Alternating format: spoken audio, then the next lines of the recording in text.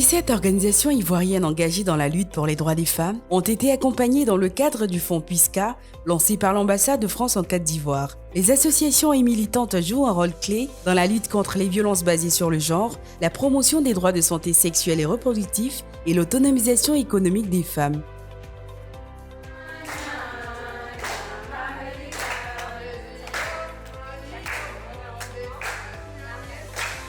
Le théâtre, parce qu'on peut pas, c'est pas de la réalité. Mais c'est ce qui est choquant qu'on montre au théâtre. Donc vous allez voir que des fois il y a des thèmes que vous n'êtes pas d'accord. Mais quand c'est du théâtre, on va planter comme ça le décor. Parmi elles, l'association Sainte-Camille de Lellis mène un projet de formation socio-professionnelle et de réinsertion auprès de femmes atteintes de maladies psychiatriques stabilisées à Bouaké.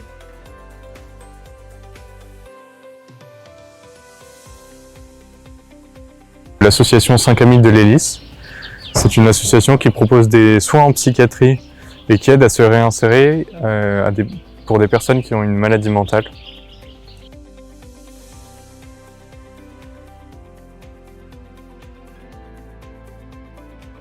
Ils ont accès à des soins de psychiatrie et une fois stabilisés, c'est-à-dire les effets principaux de la maladie mentale qui s'effacent, elles peuvent venir dans nos centres de réinsertion et c'est là que le projet PISCA intervient puisqu'il nous aide à faire le mieux possible, notamment sur les axes d'une formation en savonnerie et une formation en cuisine collective, pour faciliter la réinsertion de ces personnes dans la vie civile ou en famille.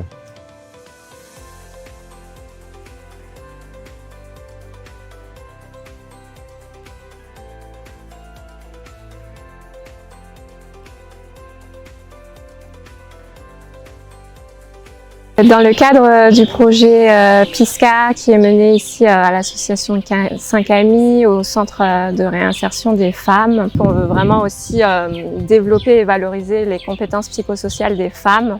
Parce qu'en fait, dans les troubles de santé mentale, quand une personne développe ces troubles-là, elle perd beaucoup confiance en elle, elle perd beaucoup l'estime d'elle-même.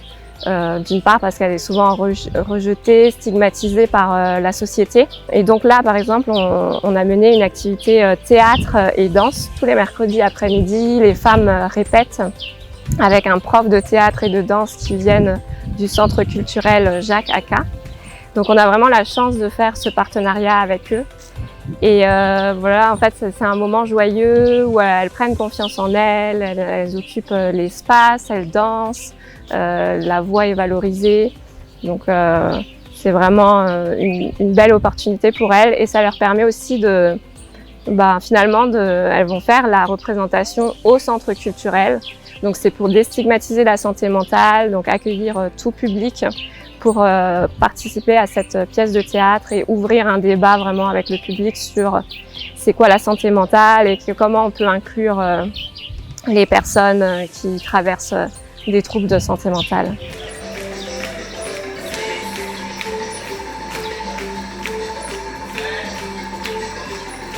Il faut dire que nous avons fait pratiquement un mois que nous travaillons ensemble. Ça n'a pas été facile.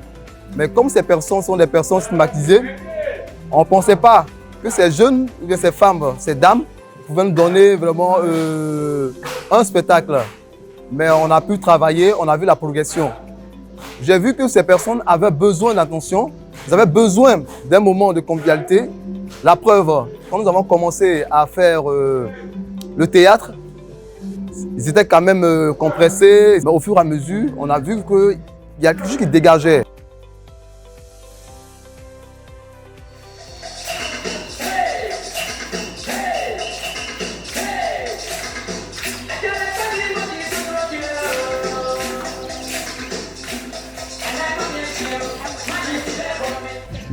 J'ai été marqué dans ma vie par la maladie mentale. J'étais étudiant en France. Quand j'ai craqué, je suis retourné au pays pour me soigner. Depuis lors, j'ai été basculé dans la maladie. Aujourd'hui, j'ai écrit ce texte. C'est un peu quelque chose pour retracer ma vie. Et je vois les autres camarades qui sont autour de moi, ils sont jeunes. Je me taquine, je dis bon, on va monter une pièce de théâtre intitulée Anazé.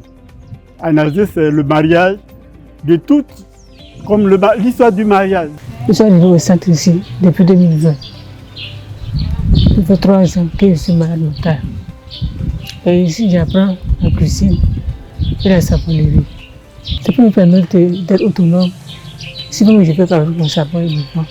Je peux avoir de l'argent pour payer mes médicaments.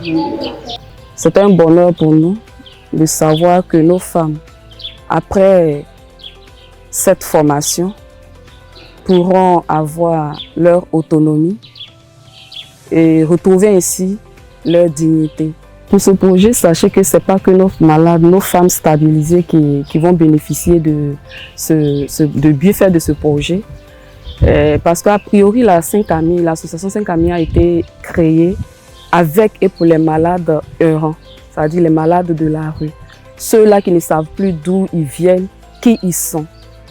Et aujourd'hui, avec la cuisine collective, ça touche particulièrement ma sensibilité parce que après la cuisine, quand les femmes vont se restaurer, on aura une partie qu'on va distribuer à nos amis qui sont dans la rue, qui mangent dans la poubelle.